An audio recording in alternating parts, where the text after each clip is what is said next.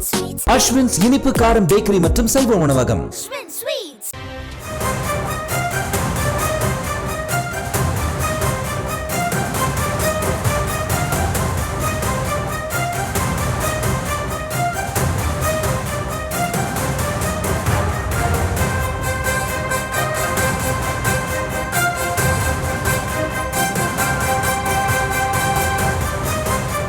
அண்மை செய்தியாக பார்த்து வருகிறோம்.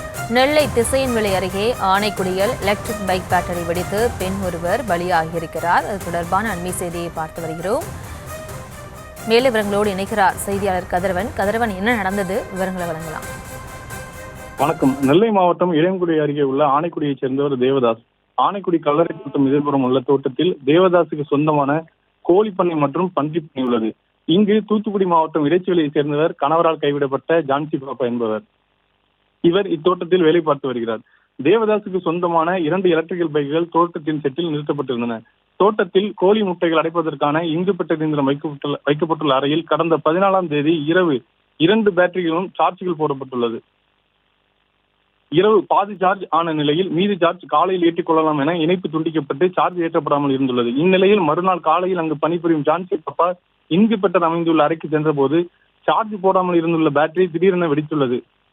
இதில் ஜான்சி பாப்பா படுகாயமடைந்துள்ள நிலையில் 108 ஆம்புலன்ஸ் மூலம் திசையன்விளை அரசு ஆரம்ப சுகாதார நிலையத்தில் முதலுதவி அளிக்கப்பட்டு நெல்லை அரசு மருத்துவக் கல்லூரி மருத்துவமனைக்கு மேல் சிகிச்சைக்காக அனுமதிக்கப்பட்டிருந்தார்.